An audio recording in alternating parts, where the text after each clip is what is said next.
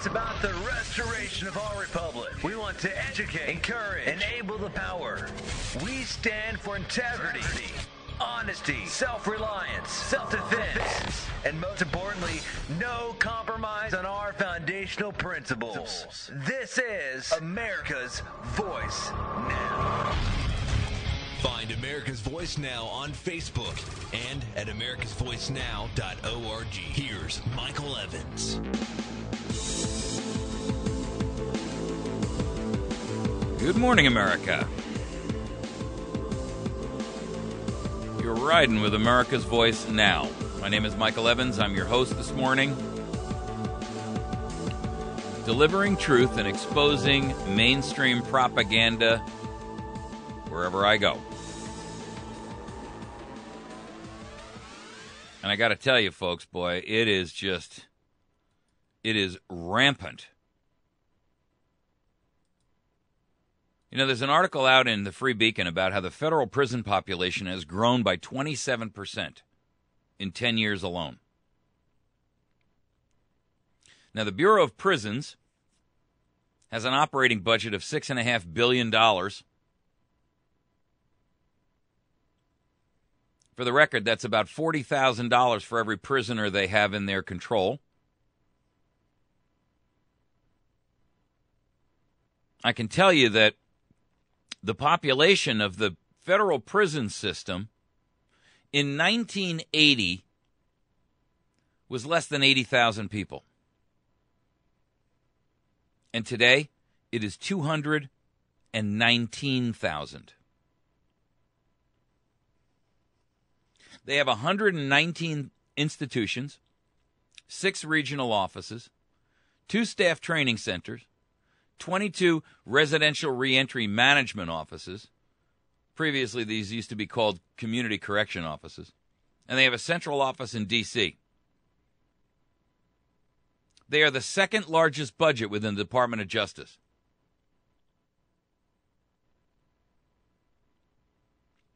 Here's the problem, folks. This is the new model for the police state. Everything now is becoming a federal crime. And that was not the vision that our founders had. Their concept was pretty clear. And they've outlined it repeatedly in the Federalist Papers and other writings. That the idea of law enforcement should be left to the states. And the only crimes which should fall underneath federal auspices are those which are a crime to the nation, i.e., someone in high office who would betray our country as a spy, in espionage, as an example. Terrorism itself, but on a national scale, not, something local. And the truth of the matter is that the federal prisons now are about 50% drugs. In other words, the inmates, out of the 220,000 inmates in federal prison, almost 50% of them are there for drugs.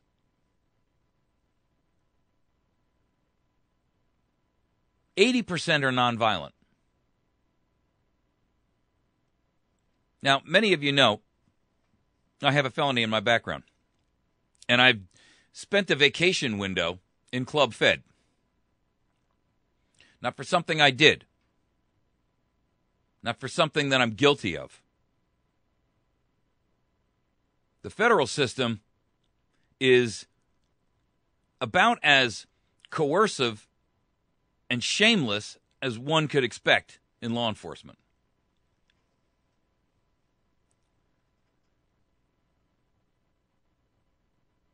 And rather than do their own dirty work, they had a client of mine sell me a weapon when I had a firearms store that I didn't even know was on an illegal banned list. But that didn't bother them, and they didn't care when they knew empirically that I knew, or I did not know, that it was an illegal weapon. And their real concern wasn't one of keeping a dangerous guy or a dangerous gun off the streets. All they were really concerned about is how many people are you going to roll over on in order to reduce your sentence?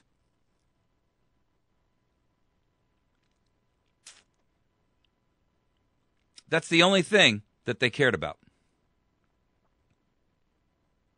And when I refused to play that game, I was prosecuted and persecuted. They lied. They falsified records. They hid evidence that was exculpatory, meaning that would have shown my innocence. They colluded with each other, multiple divisions, and they lied. Because it's not about justice anymore. What it is about is, how do I punch my personal ticket? How do I utilize this authority to further and advance my career? The chief ATF agent in my case had recently come here from another state and was looking to make her mark as the new sheriff in town. Couldn't care less whether I was innocent, as long as she was able to say, looky what I did. Look at how many notches I've got in my pistol grip. The acts of criminality that they did in order to find me guilty were far worse than any crime that I could have potentially committed, and actually didn't. Now, I know everybody says, oh, I'm innocent. Well, in my case, I actually took my case all the way to the Sixth Circuit Court of Appeals by myself on a manual typewriter, and I won.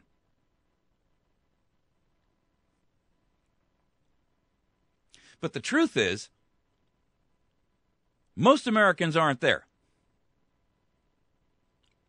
I can tell you that in doing legal work for a lot of the people that were there, that's how I survived, that greater than 85% of everyone in federal prison is in there with a reduced sentence based upon what they call, quote, substantial assistance. So let me translate that for you, those of you who have no concept of the federal system. Substantial assistance is when you rat, when you tell on someone else in order to reduce your sentence.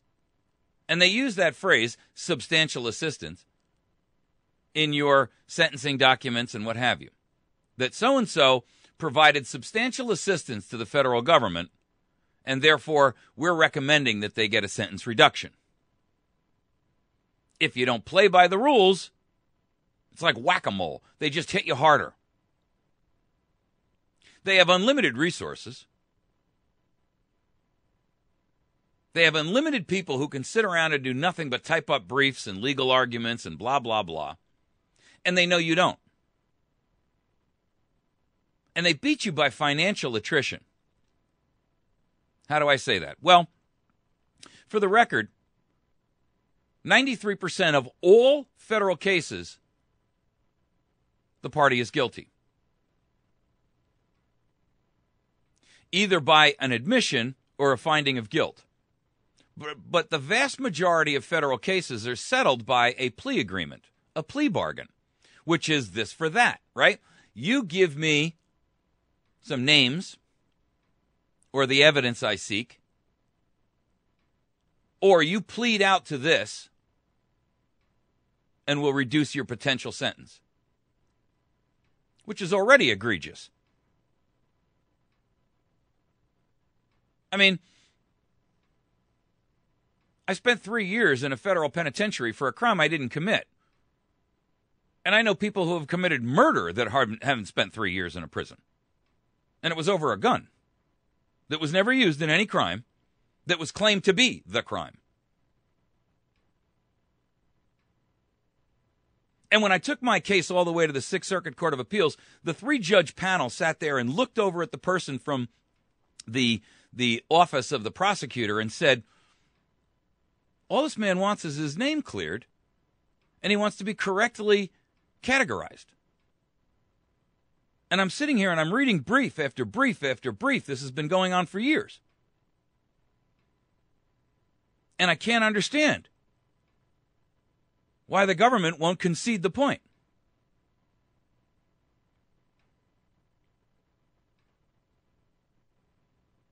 And the woman looked at him and said,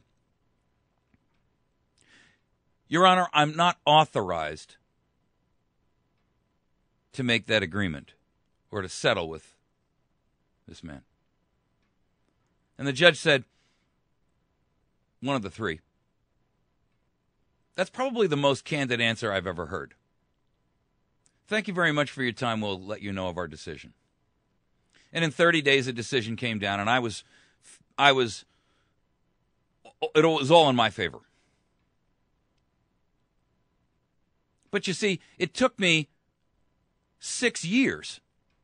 6. Just to get to that point. And I was prepared to go all the way to the Supreme Court if necessary.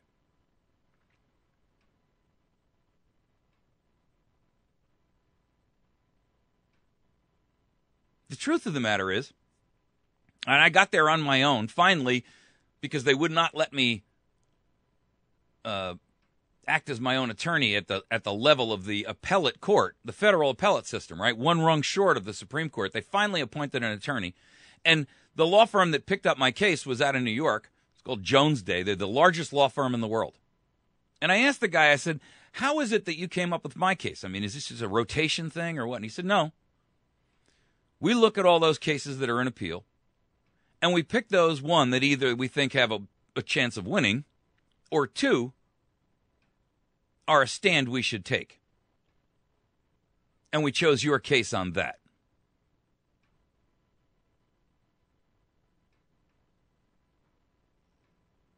You see, the federal system and the state systems are just chock full of people who have been convicted of crimes not because they were or weren't guilty, but because they didn't have the wherewithal to defend themselves financially. I mean, the game of attrition, financial attrition, is so rampant in the federal system because the minute you tell an attorney, I got a federal case, the price goes from $5,000 to $50,000, and now we can have a discussion. Immediately. If you don't believe me, test the theory out yourself. Call an attorney and tell him I got a case. Go through the details and just ask for a quote. What does it cost for a gun case? And they'll tell you, typically $10,000, $5,000, $10,000. No, this is a federal gun. Oh, then we're talking 40, 50 grand easy, maybe 100. I'm not kidding you. If they even do federal cases, there's a limited number of attorneys that can. And you got to be certified to work in a federal court. You see, the whole system is rigged. I'm not saying that there's not people in prison who deserve to be there. I am saying that the federal prison system, to have grown from 80,000 to 220,000 in literally 30 years, is a tragedy and a travesty against America. It is a crime of humanity and of that proportion. It is a crime against human nature. I can also tell you that my experience while I was there was directly related to not a question of you just serving your time and keeping you separate from society, but how much mental anguish we can inflict upon you while you're here. People often say to me, how did you start doing this? You do this radio program. Obviously, you're very knowledgeable about your topic of politics and what's going on, but you're driven in a unique way. Not like a Rush Limbaugh who's trying to make money at it, or a Sean, or a whatever. Well, the truth of the matter is that, I at one time in my life, I was a very strong law and order guy. I was the kind of guy that thought the death penalty was a good thing. That everybody in jail deserved to be there, like most Americans. But the truth of the matter is, when I saw the ugly underbelly, when I saw the corruption, when I saw the wholesale betrayal of just basic ethics, forget legality, when I saw the complete and utter degradation, the moral failing of the people involved in the process, my life was changed.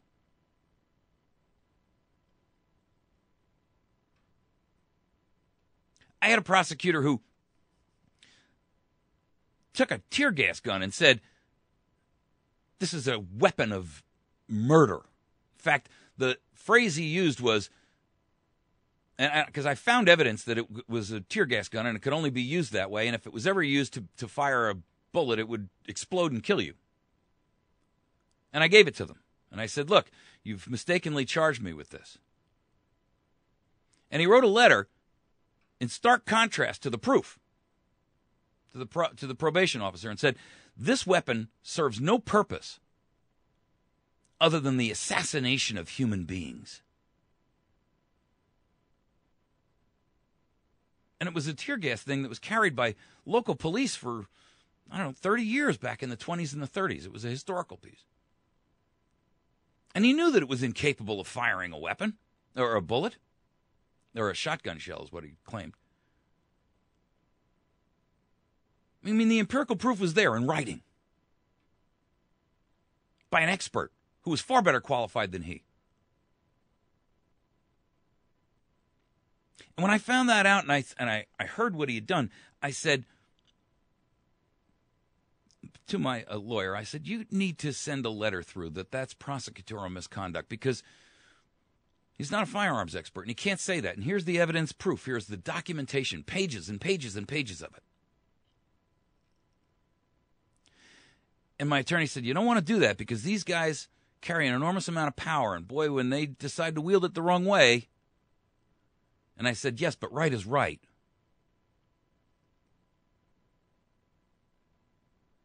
So he filed the letter, and it was prosecutorial misconduct, and it could have gotten the guy disbarred. But instead, he withdrew his letter.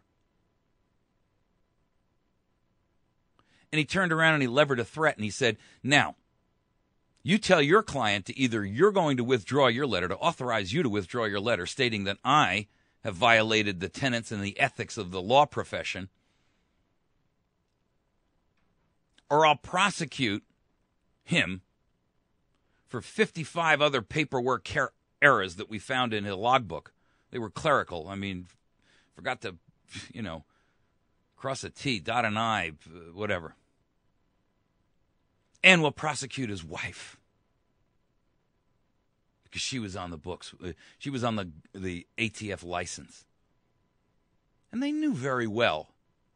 You see, that's my point. It's so dirty that you can't come out of it without feeling like you need a rape shower. This was a guy who, for all intents and purposes, stood to gain nothing from this. I mean, on a personal level, other than the fact that he could notch a gun, but he was willing to lie and cheat. And he was only one of many. I actually met individuals in the system, the criminal justice system, if you want to call it that, the criminal injustice system, that said to me, this is a travesty. And I said, then why don't you help me? Got a family to feed. It's my job. And I had to shake my head in disgust and walk away.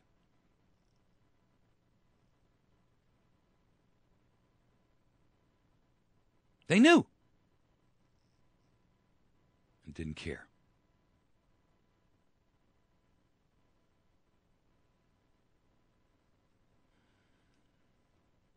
The federal system is rife with this type of betrayal of ethics and morality.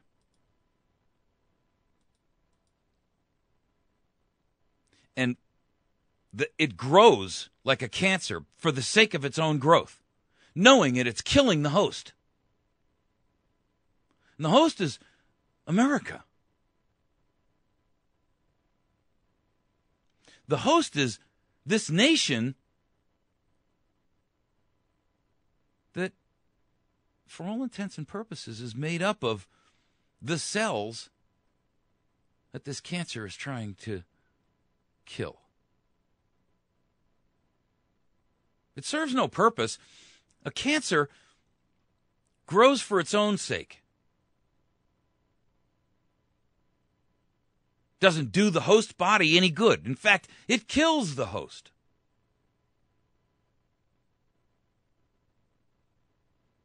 And with people like this Lieutenant Colonel Bateman and Eric Holder, I mean, here's a man who's responsible for the death of Americans and untold hundreds of Mexicans, just so that he could get his position known and try to sway America's idea about firearms ownership. And the guy sleeps at night.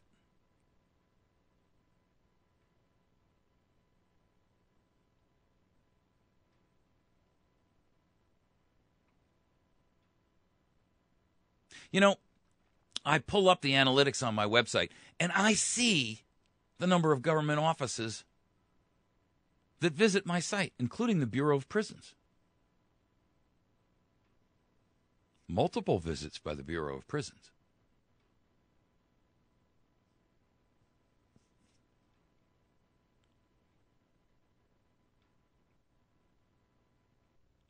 This growing prison population in the United States, the amount of money that we spend on it,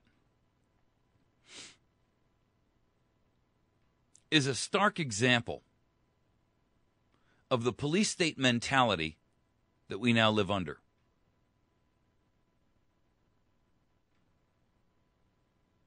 And the people that are involved in it, in some cases, they're honorable. I mean, they're just trying to, I met plenty of people there. A guy who was a guard, who was an ex-military guy and didn't know what else to do when he got out. But I watched them change, and it didn't take long.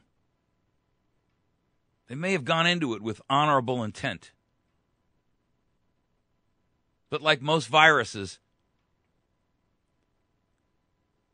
they corrupt the cells around them. And before you know it,